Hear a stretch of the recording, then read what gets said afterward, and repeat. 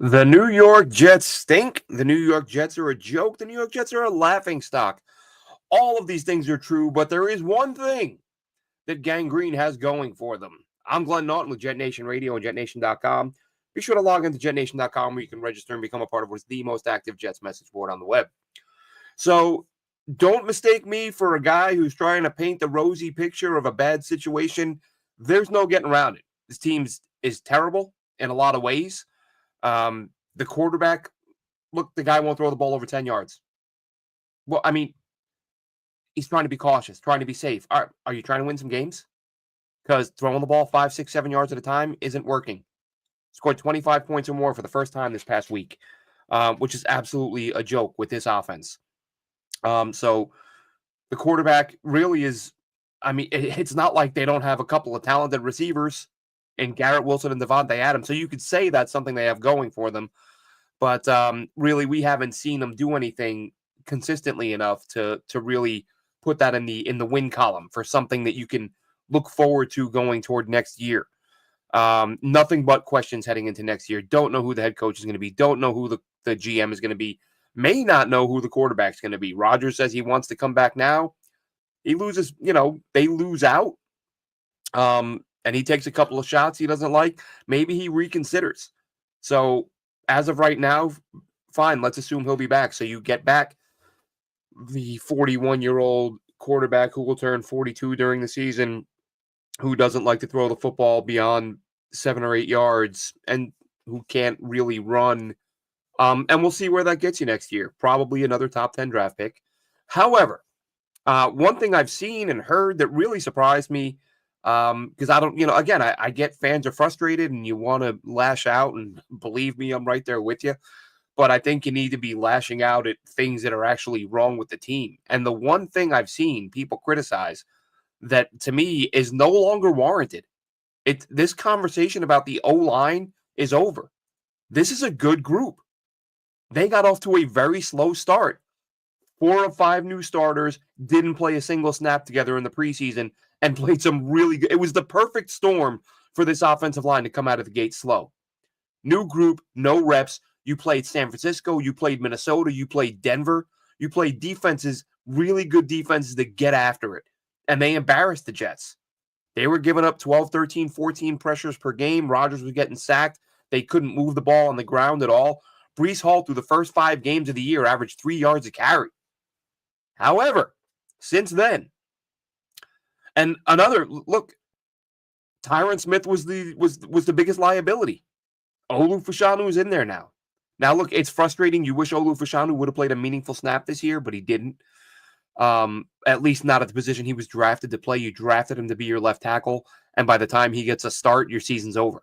So Olu doesn't play a single meaningful snap on the season in terms of the team for his development. Yeah, I mean, when you're this bad, this is about developing now. So in that sense, it's not a bad thing for Olu. It's just a shame he didn't really serve a purpose this season for the team. So you've got Olu, who's going to be an upgrade over Tyron Smith. Yes, he gave up the sack last week, but I feel like that was avoidable if Rodgers gets rid of the ball, but he didn't. But you've got Olu, who's going to be an upgrade there. You've got John Simpson, who was playing absolutely out of his mind. Look, that's a signing I was skeptical about. It was like you knew he'd be better than Laken Tomlinson, but how good would he be? I don't care. But, people will do the revisionist history thing. I guarantee you'll find a Jets fan who says, I knew this is what John Simpson was going to be. Nobody knew he was going to be this good. He's playing absolutely out of his mind. Joe Tippmann's been good, not great.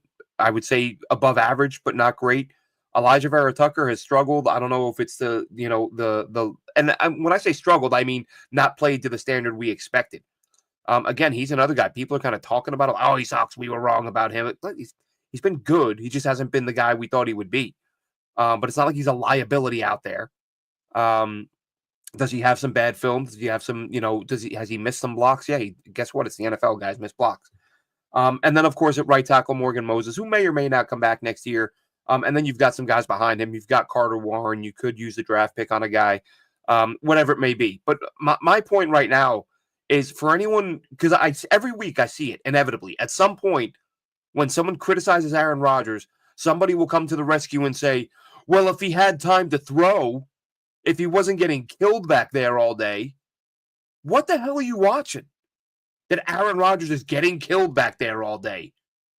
Like, because he gets sacked a couple times? Okay. Again, it's the NFL. Guys get sacked.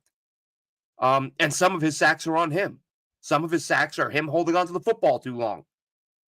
So you have an offensive line that's playing pretty damn well, and a quarterback who's making it look like they're worse than they are. First 5 games of the year, Breece Hall, 3 yards a carry. In the 6 games since, 5 yards a carry. That's a huge, huge jump.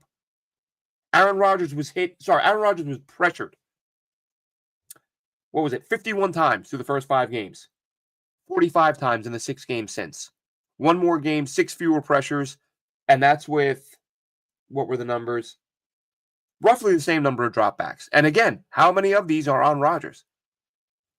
We've all seen it. We've all sat there and watched him hold on to the ball for 3-4 seconds, which in the NFL, you're going to get pressured.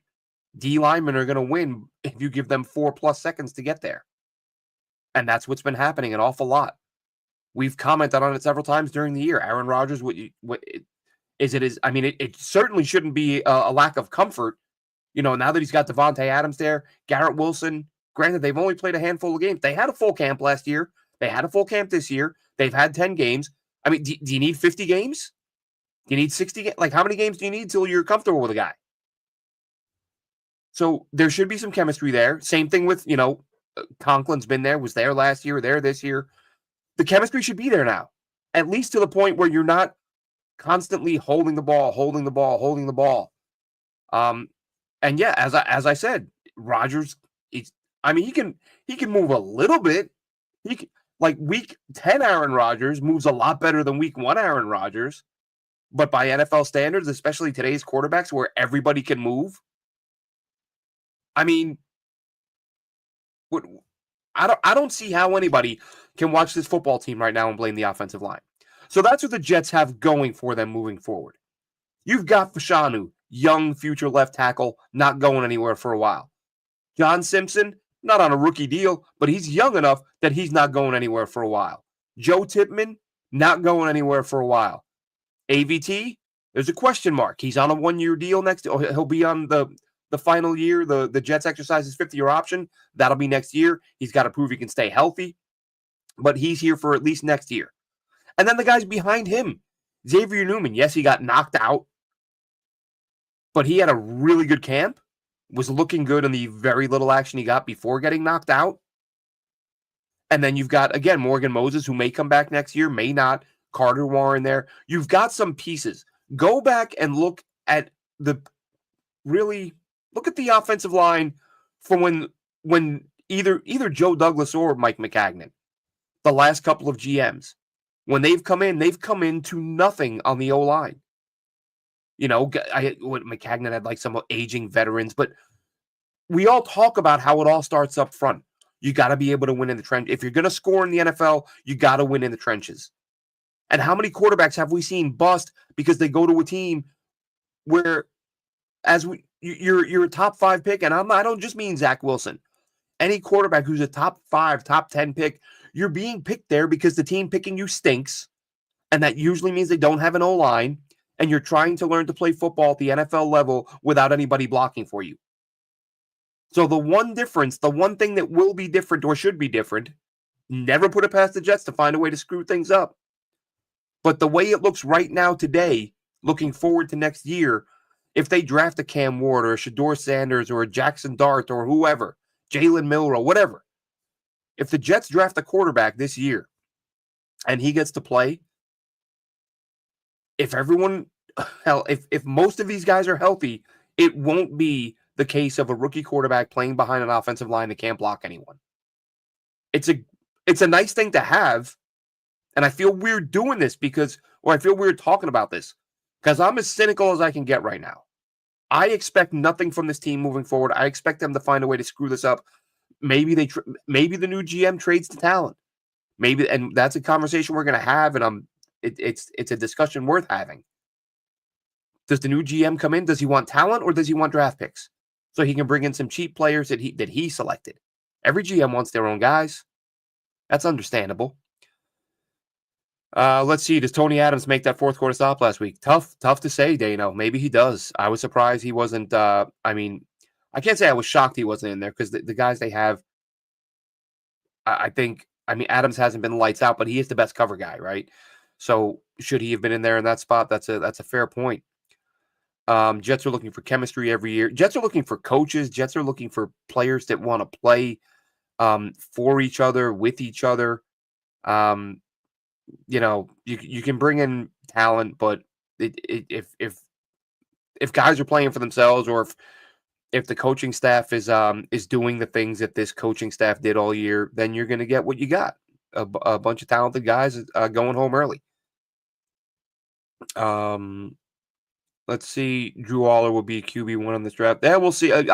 He's from what I've seen of Aller so far, like up and down. A couple games, I think, oh, wow, he looks really good, and then a couple games where you're like, not so much. So he's sort of. It's not a great quarterback class. I'm a Cam Ward guy. He's my QB1. Became a big fan of him 2 years ago at Washington State. Loved his game. Thought he was going to come out this past year. Went back to school. Went to Miami, and he's a Heisman candidate now. Scott says we need a QB who can move, honestly. Really, everybody does. Everybody. And I know, yeah, Josh Allen, great, but how many of those exist on the planet? One. You're not going to just go grab another Josh Allen somewhere. Yeah, and Aaron Rodgers doesn't outrun anybody, Scott. You're right. Aller, he's an Allen clone. I don't know about that. Is he as big as Allen? I've not looked at his measurements. And he looks like a big dude, but he doesn't look Josh Allen big and fast to me. We'll see. We'll see what happens there. But either way, my whole point, just a quick comment on the O-line, only because, as I said, without fail, at some point during the week, I'll see somebody say, well, how is Aaron Rodgers supposed to make any throws when nobody blocks for him? And it's absurd. People are looking at week 11 like it's week 2 or 3 or 4. Actually, I think week 2 they were actually not that bad. One of their few. I wrote it down here. Yeah, they only allowed 3 pressures week 3. Week 2. Week 3 they allowed 16 pressures. Week 4 they allowed 13. Week 5 they allowed 10. Week 6, 5. Week 6, 5. Week 7, 6. Week 8, 7. Week 9 and 10, 10. And week 11, 7. So they've not given up more than 10 pressures since week 4. And this is a quarterback that's throwing it, dropping back anywhere from 30 to 40 times, 30 to, actually, I think got a 50 in there somewhere. Week 5, 58 dropbacks. So really, if you look at that number, that's 10 pressures on 58 dropbacks. That's hardly, he can never throw. He's constantly under duress. He's always under pressure. Look at that, 58 dropbacks, and only 48 of them he wasn't pressured. What are you looking for here? You got to live in reality, and you can't take one sack and extrapolate it and say, oh, he got sacked there, and it was a big spot, so he never has time to throw. He's got time to throw. He's just not hitting anyone. Aaron Rodgers has only thrown, I looked at the number before I came on. I wasn't going to harp on it. I think something like 28 passes beyond 20 yards this year. Not completed, thrown. So he's hesitant, he's gun shy, whatever you want to call it. Aaron Rodgers is not willing to throw the football down the field, but don't talk to me about the O-line isn't giving him time or the O-line stinks. Look, this O-line took huge steps back when Mekhi Becton got his dislocated kneecap, and then Elijah Vera-Tucker got multiple injuries. Both phenomenal talents when healthy. Mekhi Becton right now, I think he's got his highest career PFF grade right now. By literally a 1/10 of a point. I get it. He's moved to guard, but Becton can play. He always could play. It was a matter of could he stay healthy and could he, have the discipline to keep the weight off. And Tony says AR's lost his mobility. Yep, same as Scott mentioned earlier. I said it at the top. You got a quarterback who can't run in 2024. You better be Tom Brady. Which Tom Brady is a guy who would pick his spots. He didn't throw a ton of deep balls, but Brady just made sure guys were open and he was always accurate. Rodgers hasn't been that accurate. He's got what 7 picks, and he's had a few dropped picks. To be fair, some of his picks were, you had the Garrett one that hit him in the shoulder. Some of Rodgers' picks weren't completely on him. Let's be fair here, but he's also had several dropped by the defense, so that kind of balances out in the end this year, doesn't it? So yeah, Scott says AR can't throw deep anymore. No mobility. Yeah, he's sit back, short passes. Teams are anticipating it. Teams are jumping it. That's why we're seeing PBUs. And it's frustrating. And I don't know what the Jets think is going to happen next year, but that's where the GM search becomes a problem or a concern. Because if you're going to bring in a general manager who's willing to tell Aaron Rodgers, sorry, buddy, we're going to move on from you, it's got to be a strong personality who's got a resume worthy of that. And I have a difficult time believing the Jets are going to find a high-level candidate who's willing to come here. A lot of reasons not to want to come to the Jets. You're either going to have to move on from a quarterback that's going to leave you a gaping hole, a huge, huge dead cap hit if you move on from Rodgers, or you keep Rodgers and you're limited at quarterback. You can't throw deep. You can't move the pocket. You've basically got a statue who's going to dink and dunk. I don't know how well you think that's going to work out over 17 games, but we'll see. Tony says a line of Fashanu, Becton, Tippmann, AVT, and Moses would have looked really good going forward. Well, look, Becton wasn't going to. Here's the thing with Becton. What he needed was time to sit there as a free agent with nobody calling, asking him to play tackle.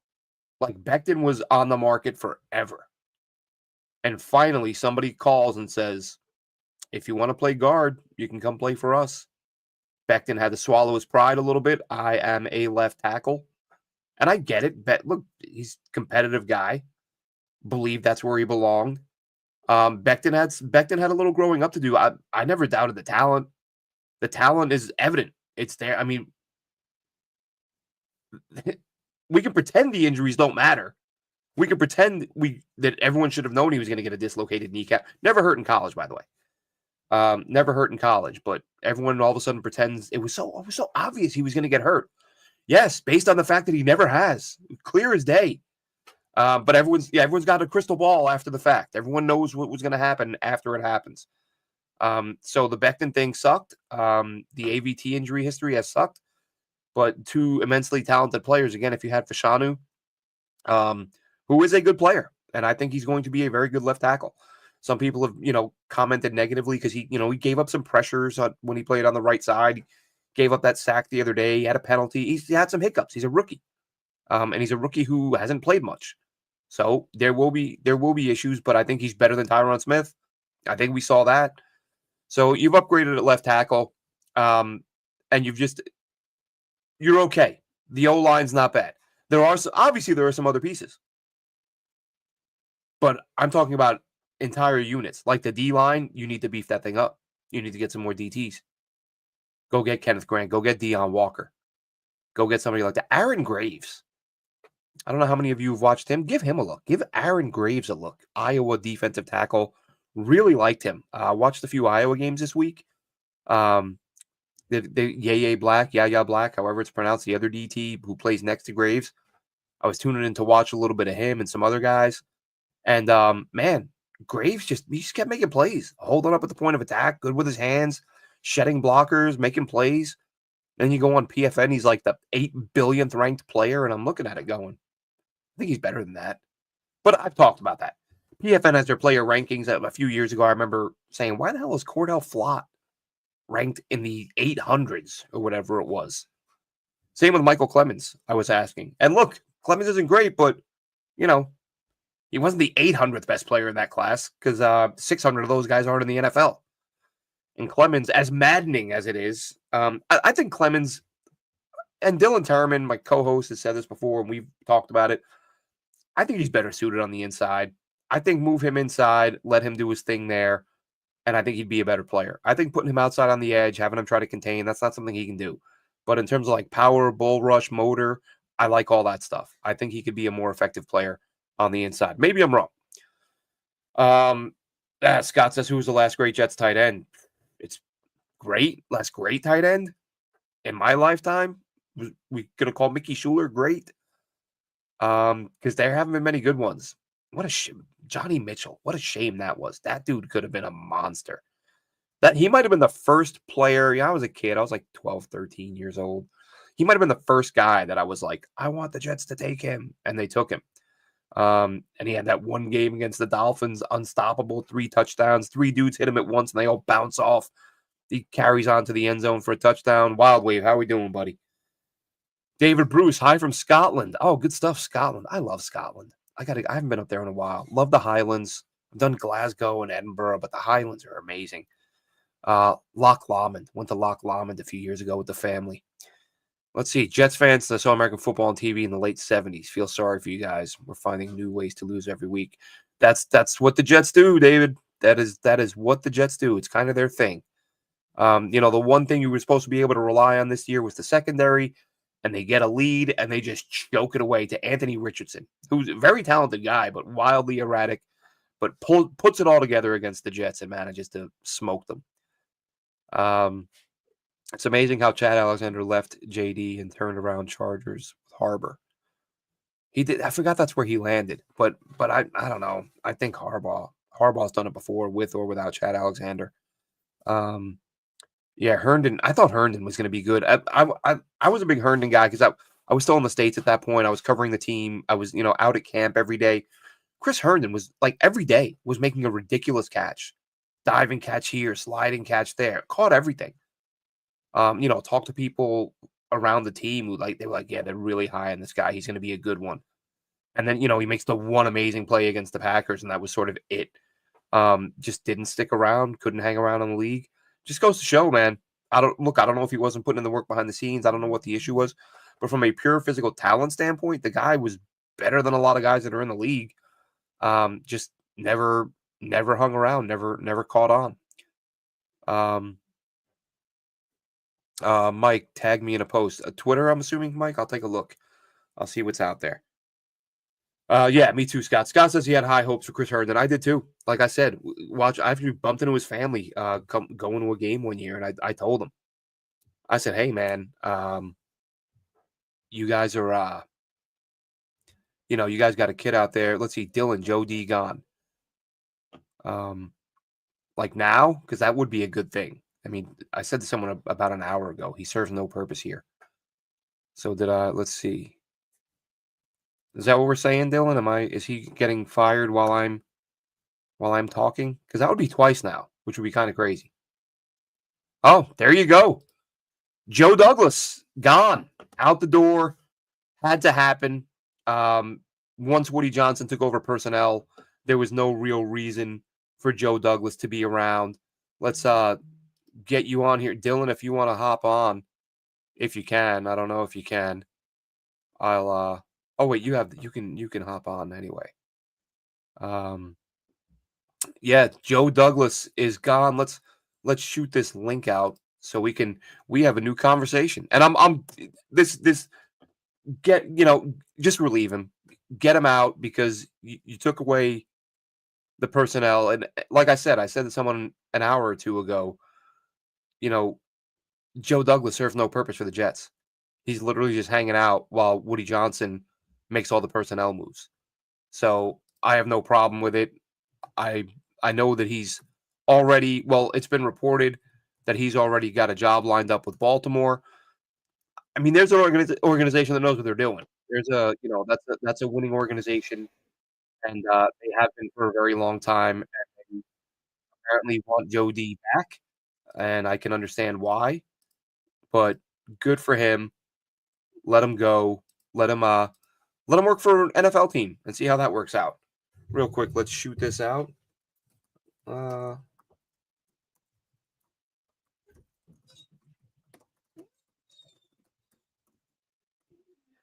right. So there's a whole new conversation to be had, folks. Actually, I'm glad that happened, or I'm glad that reminds me of something I wanted to. Dylan says he can't. Catching up on a lunch break. Dylan is catching up. He's on a lunch break and he's doing backflips. Very happy to see Joe Douglas go. I'm happy to see him go because he, like I said, if you're not gonna If you're going to strip a guy of his power, then why have him hang around the building? There's no point in keeping him around. Wonder if the Jets hire Cook. Listen, the last time Baltimore had a highly thought of GM candidate, he wouldn't even interview with the Jets. The Jets, it's DaCosta. When DaCosta was with Baltimore and Woody Johnson wanted him, he wouldn't even take their call. So just a situation where the Jets, and they'll be in that situation again. Now they'll be looking for a GM, and Woody's still the boss. The one thing, the best thing about this actually is the fact that you now have a jump on other teams that are looking to hire a GM. Mike says it sounds like he quiet quit. Oh, I can't read let's see. More changes. Douglas fired. Complete reboot. Yeah. But you get a jump on other teams that are looking to hire a GM now. Because they still have their general managers. The thing is, you're still the Jets. Dylan, this is what I was just going to talk about. The thoughts of Curtis Martin potential. I almost did a show just on that. I almost went live just to talk about Curtis Martin and the Gary Myers article. I can't think of a worse idea. I honestly can't. A team that is a laughingstock, a complete joke, never gets anything right, and Gary Myers says, hand the organization over to Curtis Martin. He has Bill Parcells' phone number. Like, are you kidding me? Curtis Martin, great player, warrior, right? Everyone, Curtis Martin, such a warrior. And he was. That dude played as hard as anybody, played hurt, played well, played at a high level. However, famously, talked about it at his Hall of Fame induction speech. Does not like football. Not a football fan. I mean, I get that he understands there's money to be made as an owner, so he wants to get into ownership. Does not like football. Has held 0 positions in an NFL front office. Has made 0 transactions as an NFL executive. And Gary Myers is like, hand the team over to him. He's nice. He's a swell fella. People respect him. There's a lot of guys people respect. You don't hand over the team. Yes, Joseph, we're going over that. Thank you. Curtis Martin. Why not Marty Lyons? Why not Chad Pennington? Why not Wesley Walker? Why not any random dude who never made a transaction in his life, never hired or fired an executive, never served as an executive, completely 1,000,000% inexperienced? Let's bring him in because sometimes he talks to Bill Parcells on the phone. Jesus. No, not a fan. Not like requirement number 1, like football. Requirement number 2, have some experience. Neither is the case with Martin. So no, I hate that idea. You want to give him some type of ambassador job like you've done with like Nick Mangold, Marty Lyons. Go ahead, do that. Great. Listen, you won't find a higher character guy than Curtis Martin. Like, don't confuse this for me like saying I don't like Curtis Martin. Love Curtis Martin. The player, the person, everything you hear about him, everything you read about him, great role model. He's the type of person you want your kids to emulate. But being really nice isn't a reason to hand the football team over to a guy. There are a lot of nice guys. Anyway, Joe Douglas gone out as the Jets GM. Had to happen. Like I said, it may have been a better situation if you, instead of waiting until this year, maybe you fire Saleh last year. No, Hunter, I'm not. See, this is the thing. Gary Myers writes an article, and now everybody wants Curtis Martin, who does not like football and has never been an executive, to be in charge of the football team. I can't. I can't. I mean, the thing is, though, and my Holy King says experience. That's what the Jets need. That is true, but who do you go for? And how many teams have that? Listen, I remember years ago, the Miami Dolphins handed control over to Bill Parcells. Disaster. Disaster. I mean, Parcells a Florida guy. He was going to be down there golfing anyway. My info, Mike Francesa. Francesa will go on the air and tell you at some point, like 5 years from now, Francesa's going to be like, the Jets offered me that job. I could have been, I was busy in my basement doing my show. I couldn't do it. Woody called.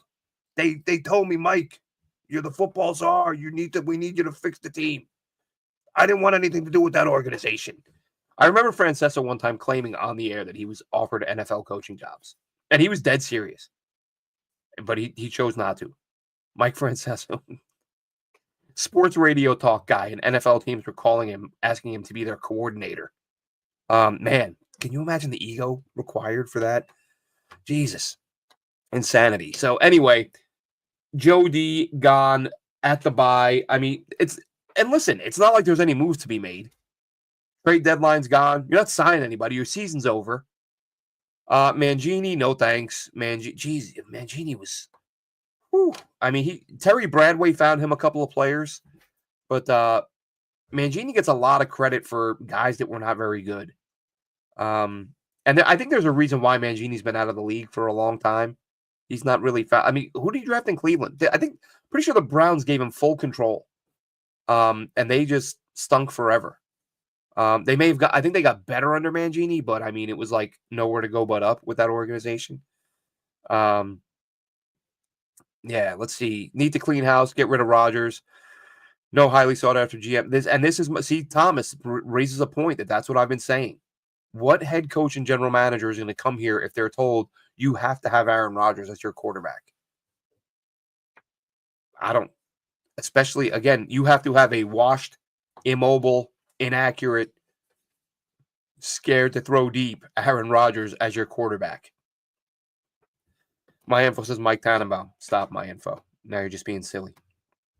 Tannenbaum, didn't he say the other day he would give up like 3 first-round picks and Jahmyr Gibbs from Myles Garrett or something like that? Or that's ridiculous. This reeks of Dolanism. Yeah. Oof. I stopped following basketball a long time ago, but everybody knows what an idiot that guy is. My info, Rex Ryan. Rex Ryan to do what exactly? I loved Rex, but that's out of the picture. Jet Life, Joe Douglas fired. Indeed, Jet Life. We're just kicking that around here. Joe Douglas, and I think when you saw him meet with the media a couple weeks ago, man, was he deflated. I mean, his body language, his demeanor, his speech, whatever you want to call it, he looked deflated. And then a few days later, we see the report that he's already looking for homes in Baltimore. So it's like, all right, well, Joe Douglas is gone. So you've got an owner who took over personnel, rendering the GM worthless because what's he going to do? That's his job. And so he says, all right, let's see what's going on in Baltimore. The Ravens reportedly are like, yeah, we'd like you back. And so Joe Douglas has been, again, it was U Stadium that reported that Joe Douglas has been he's been house shopping in Baltimore already. Woody Johnson and Jaime Elhai are the 2 dumbest owner-president in the history of sports. Jaime Elhai, talk about guys who get a free pass. I mean, Jaime Elhai he's in all these meetings, the hiring and firing and signing, and he's he's a guy who no one even seems to know his name. But Jaime's in there. Jaime is contributing in a big way. How about Phil Simms? Listen, if we're going to bring in a former player who's never done anything, then bring in Curtis Martin. I'm not going to bring a giant who's never done anything over a Jet who's never done anything. I don't even care who this team hires. It'll fail. I have zero faith in it. See, Hunter, there you go. This is where I'm at right now, Hunter. Don't care who they hire. It's all going to, and it is. It's what they do. But we as fans, it's like, you know the deal. You just get on board with the failure after failure after failure or move on. Either don't root anymore or don't be an NFL fan. And I'm not telling you how to fan. I'm just saying, just expect them to fail because they're going to. They just found a way to miss the playoffs and clean house with the most talented roster they've had in a very long time. Um, Nobody in their right mind disagrees with that, but this is what the Jets do: build a talent. And look, I've said it. The O line started slow. Rodgers' mobility is an issue. Rodgers not throwing the ball downfield. There are a lot of issues that nobody saw coming. Nobody knew the kicker was going to regress. Nobody knew Rodgers was going to regress, but they have.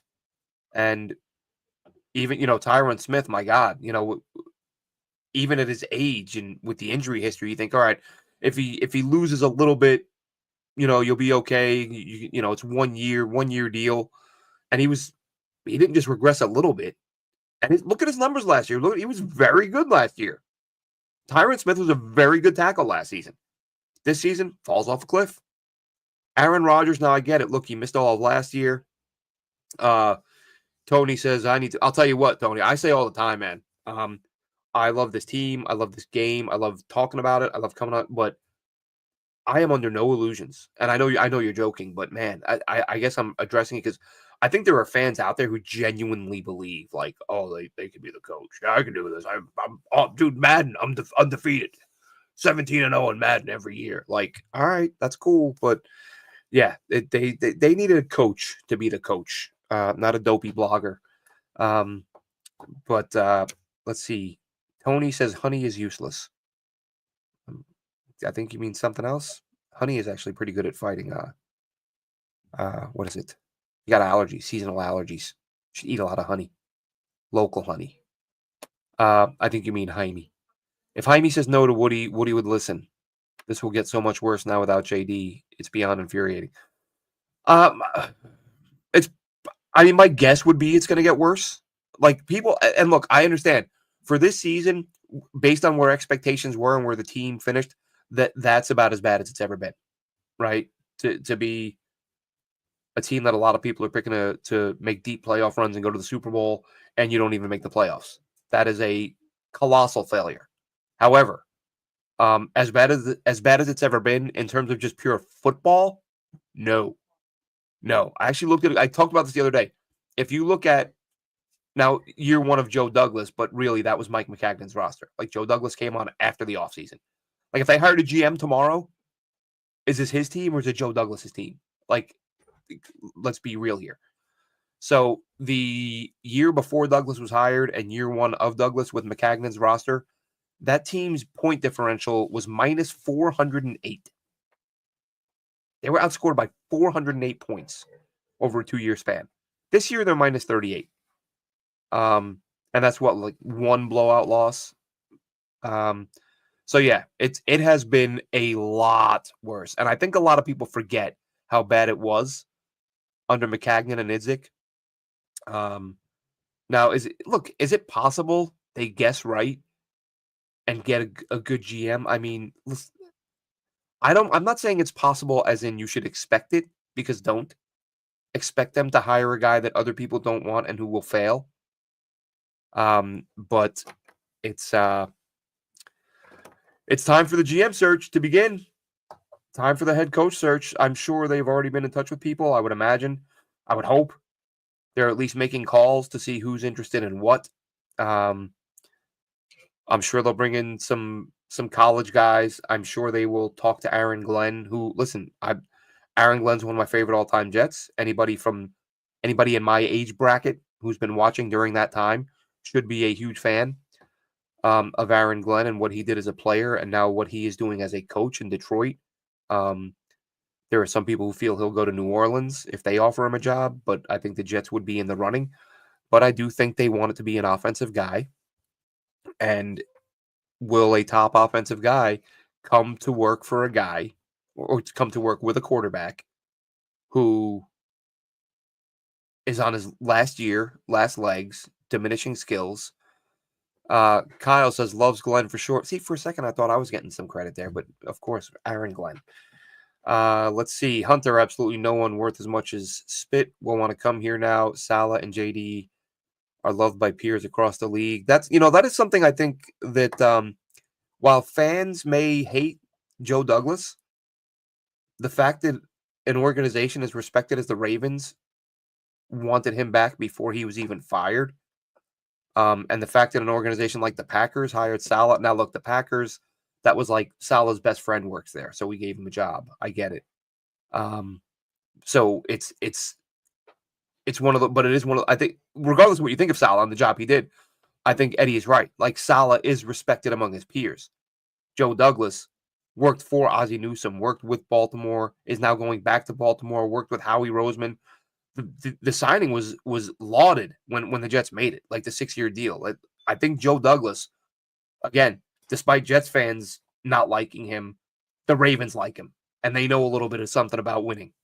And I think they are respected around the league. And I think, listen, if you're Todd Monken, who's my number one choice for offensive coordinator, I mean, it's not like Todd Monken needs Joe Douglas to tell him what he would be getting into in New York.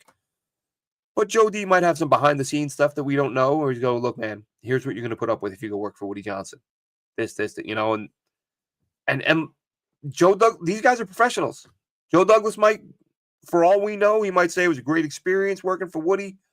I'd highly recommend it. Things didn't go the way we'd hoped, but that's life and blah, blah, blah. I don't know. But I'm not going to just assume that, because Jets fans don't like Joe Douglas and Robert Saleh, none of their peers like them. I think they do. I think they are respected guys. And again, the fact that they got work as quickly as they did shows you that there's some respect for them around the league. Mike McCagnon, John Idzik, Adam Gase, where are those guys right now? You think there's a ton of respect for them around the league? Idzik, I think, was working for Jacksonville a few years ago in some mid-level, like it's been, how long's he been gone? He hasn't had a GM interview. I think Joe Douglas, after a couple years in Baltimore, will get another shot somewhere. We'll see. Maybe I'm wrong, but I mean, he got a job before he got fired, basically.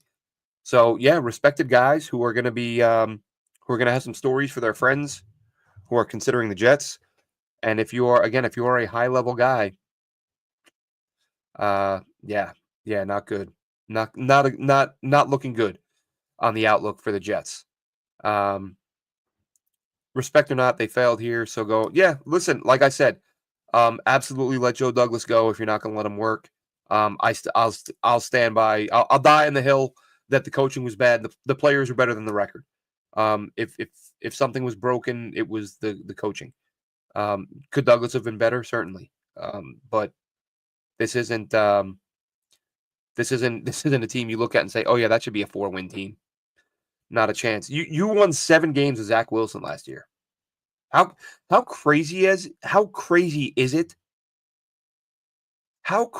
it that it's not crazy to say you might be better off with Zach Wilson than Aaron Rodgers? Zach Wilson didn't have Devontae Adams. Zach Wilson didn't have an offensive line. Everything about it. Now, Zach Wilson had a better defense, but I'm just talking about the ability to move the ball and score points. Tell you what, this team had a better record with Zach Wilson. And Scott says it's wild that Zach Wilson and Sam Darnold have played better than Aaron Rodgers. It's crazy. I mean, it's like I said it the other day that during the game, there have been several times this year where I'm watching this offense and I think it feels like Zach Wilson never left. It feels like Zach Wilson is still here, watching them struggle to move the ball down the field.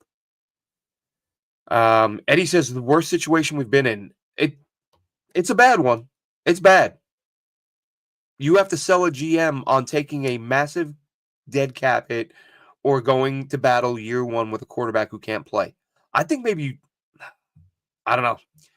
I don't know what they do. I don't know what they do from here. It's a crazy situation all around. Make sure you're checking out the forums at jetnation.com. I'm sure they're going crazy. Give me a follow on Twitter at JNRadio_Glenn. Hit like, hit subscribe. Dylan Terraman at D Terraman, my co-host on Wednesday nights, along with Chris Schubert at Chris Schubert on Twitter. Make sure you're giving those guys a follow. I'm sure they will have plenty to say about this. Dylan, unfortunately, at work at the moment, unable to hop on. This is crazy. This is twice. During the Saleh firing, I was hopping on to talk about something else, and he got fired as I was logging on. And then today, Joe D, I'm hopping on to say, hey, the offensive line isn't all that bad to move forward with. And Joe D gets the sack as they say in England. And he's out the door. So it's a bittersweet thing. I like Joe Douglas. I like a lot of the players he brought in. I think Joe Tippmann is good. I think Elijah Vera-Tucker is good. I think John Simpson's good. I think Will McDonald is good. I think Jamie Sherwood's good. I think Quincy Williams is good. I think Garrett Wilson's good. I think Devontae Adams, even though that was a Woody move. I mean, I think Joe Douglas was trying to get Devontae. Woody was just the one willing to give up a third-round pick. But I think Devontae's good. I think Conklin, if you throw him the ball, I think he's good. Brees is good. I think Braylon would be good if you got him the ball a little bit. So there's some good players here. It's not like the last GM. The last GM, you walked in, Joe Douglas had Sam Darnold and Jamal Adams. That was it. Those were about the only NFL players here. Tony says he likes the show. Thank you, Tony. Appreciate that. Like I said, if you haven't already, like, subscribe, follow at JNRadio_Glenn. It's right there. So I don't know. I don't know how most fans feel about the Douglas thing, but I know how most fans feel about Rodgers. How about this? I shot out a tweet the other day asking Jets fans, how many do you want Aaron Rodgers back next season? 85%. Now, look, I was like 350 votes. It's not like it was 80,000 votes, but 350 votes, that's not like you and your buddies. And it's Twitter, so it's fans all, there's fans answering in different states, countries, whatever. 350 fans voted, I believe it was 350. 85% wanted Aaron Rodgers gone after this year. That's a big number. That's a really big number. In fact, I think we should resend that poll, but do it from the old Jet Nation Twitter account where there are, 20,000, 25,000 followers, whatever it may be. But it is what it is, man. Joe D gone, out the door. Let's take a quick look. Joe Douglas. My point, I was talking to someone about this earlier, about Joe Douglas's draft picks. And one thing with me, and I guess if you end up trading a guy, I mean, I get that you make the point like, oh, okay, it didn't matter for the team because, this player's gone, that player's gone.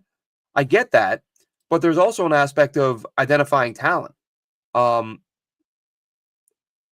If you bring a guy in and you like him and he's an okay player, but the coaches don't like him, like there have been a couple of players the Jets brought in that I think could have been productive, and the coaching staff just didn't like them behind the scenes. And they said, like, we're not playing this guy, get rid of this guy. And Douglas just kind of had to move on and get rid of them. But, okay, so real quick. So Mekhi Becton, without the revisionist history, without pretending we knew he was going to get injured, after his rookie year, looked phenomenal. Everybody thought this guy's going to be the next great left tackle. Trent Williams said something to that effect when the Jets played against him that year. He met up with Becton at midfield and told him, like, you're the real deal, dude. So you had Becton, who looked like he was going to be a great pick. Denzel Mims, bust. Ashton Davis, bust. Jabari Zuniga, bust. LaMichael Pirine, bust. James Morgan, bust. And I have a hard time saying bust this late in the draft because bust used to be reserved for first rounders. Now we call every pick who doesn't work out a bust. Like, how much do you expect a fourth, fifth, sixth rounder to work? Anyway, whatever you want to call him, bust, sucked, whatever. Cam Clark loved that pick, broke his neck. So he never got to play. Bryce Hall, solid enough player, decent backup. Braden Mann, one of the best punters in the NFL now, by the way. I don't know how many of you have seen or noticed that. Braden Mann, top 10 in the NFL in punting last year. And when I looked a few weeks ago, he was top 5 or 6. So Braden Mann, turns out he can punt. Jets just couldn't coach. So again, you got a really good punter. You got a backup corner, and you got a starting, Becton, who ended up being a starting right guard. Not a great class. Then the following year, Zach Wilson, and Zach was a bust. There's no getting around that. Although, as I've said a few times now, with what we've seen from Geno and Sam, would you be shocked if Zach Wilson turned out to be good a year or two from now? Not to say the Jets should have sat around for 2-3 years waiting for him to get better. But Zach's gone. AVT, very good player who has battled injuries. Elijah Moore, very talented guy, always open. No one ever throws him the ball. Although I think his last 2 or 3 weeks, since the Browns got rid of Amari Cooper, Elijah Moore has seen a significant uptick in targets and production. So see how he finishes out the year. But at the very least, he had 700 yards last year. At the very worst, Elijah Moore, good NFL player who kind of needed to grow up a little bit. Michael Carter, the running back, again, solid player, 4 yards per carry. He'll probably be in the league for a few years, and for a fourth round pick, he'll be an all right pick. Jamie Sherwood, we're seeing him start to break out now. The converted safety, he's as a fifth rounder. You keep him around as your starting linebacker. He could end up being a really good pick. Michael Carter, arguably the best bang for buck pick from Joe Douglas, top nickel in the fifth round. Jason Pinnock starting for the Giants. Hamza Nasruddin stinks. Brandon Eccles, a phenomenal backup. I mean, great number 3 corner. Might get a job as a starter somewhere next year. Jonathan Marshall, another sixth rounder, didn't work out. So Zach was nothing. AVT, really, really good player who's battled injuries. Elijah Moore, good player who had a bad attitude. Michael Carter, good player who I think his attitude, I think there was some behind the scenes stuff why he went. Even if you just want to say Michael Carter, 4 yard per carry running back, absolutely nothing wrong with that. Jamie Sherwood, very good value pick. Michael Carter, very good value pick.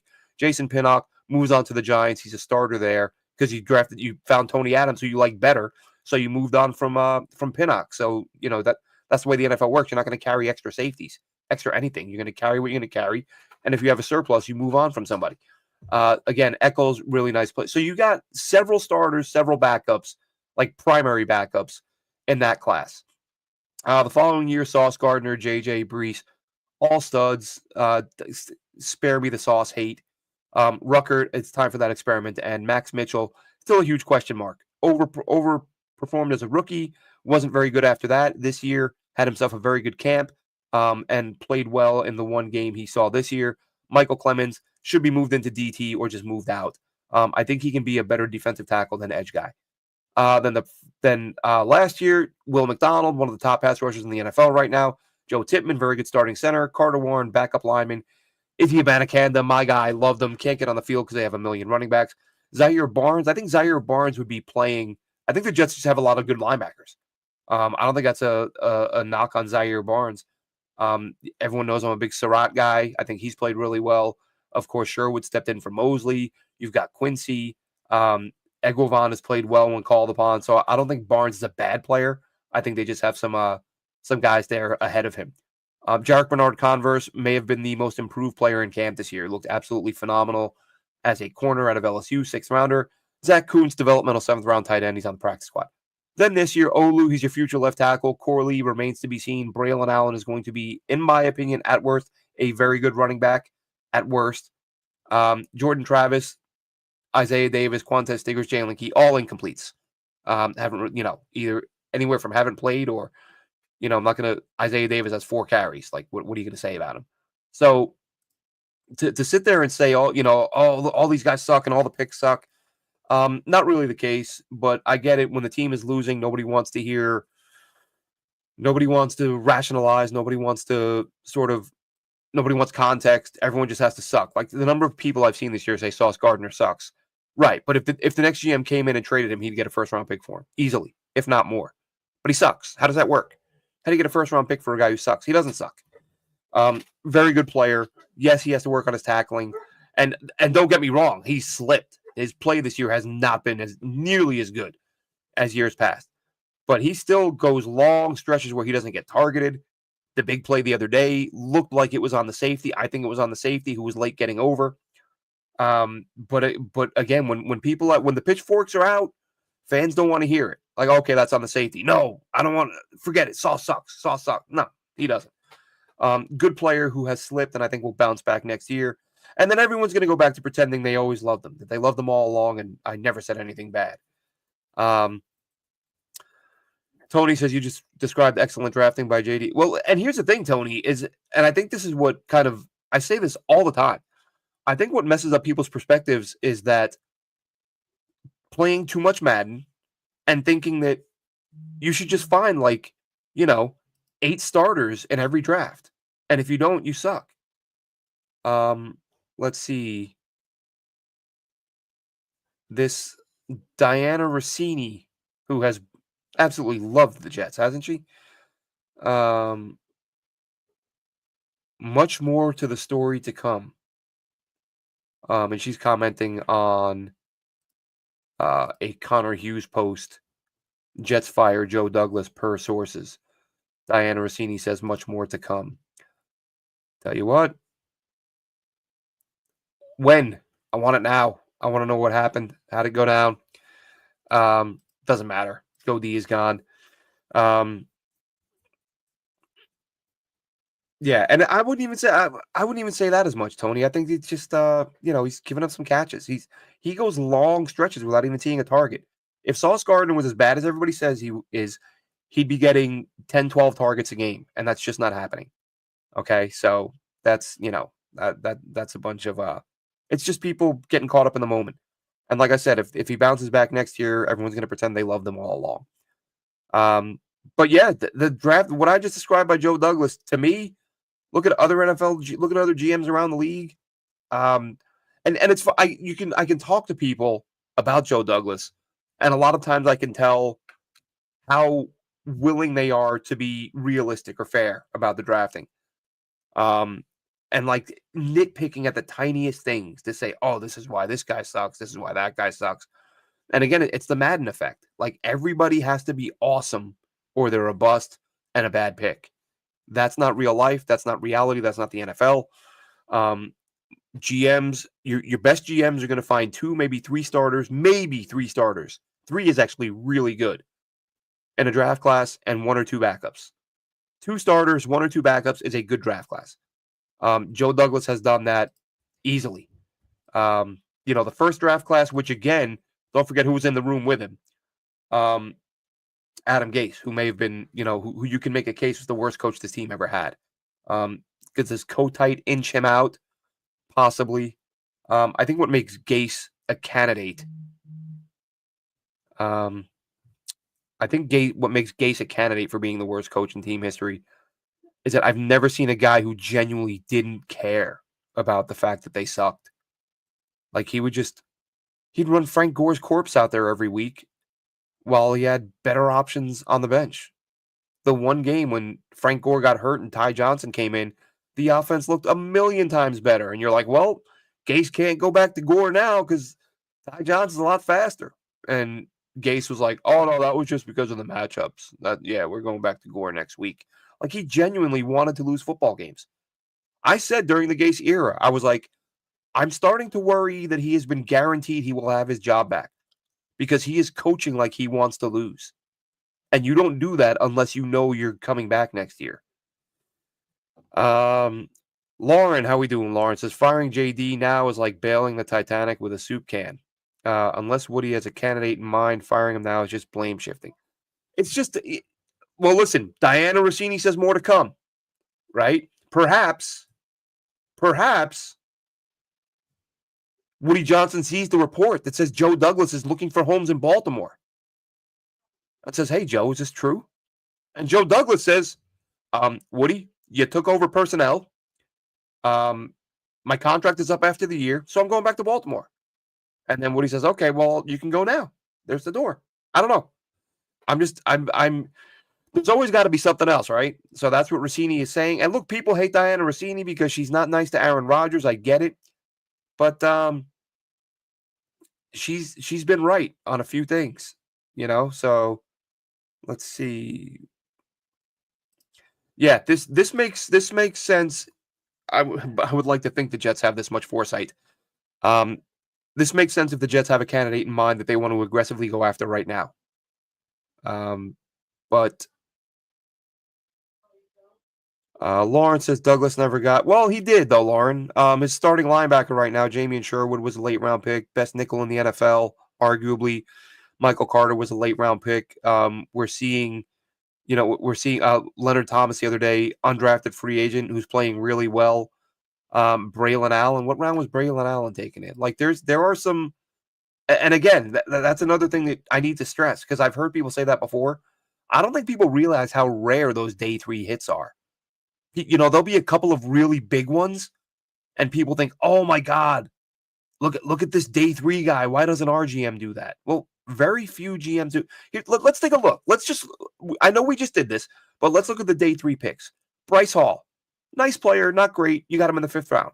Braden Mann, great, fine. He's a punter, but right now he's one of the better punters in the NFL. Cam Clark again, broken neck. James Morgan stunk. LaMichael Pirine seems to pop up on the Chiefs practice squad every couple years. Brandon Eccles, 6th rounder, very good player. Well, very good backup. Might get a starting job next year. Jason Pinnock, 5th rounder, starter for the Giants. Michael Carter II, 5th rounder, one of the best nickels in the NFL. Jamian Sherwood, 5th rounder, one of the top inside or one of the top linebackers in the NFL right now. Does a really good job in coverage, racking up a ton of tackles. Had that big forced fumble the other day. Running back Michael Carter, 4-yard per carry guy. Nothing wrong with that.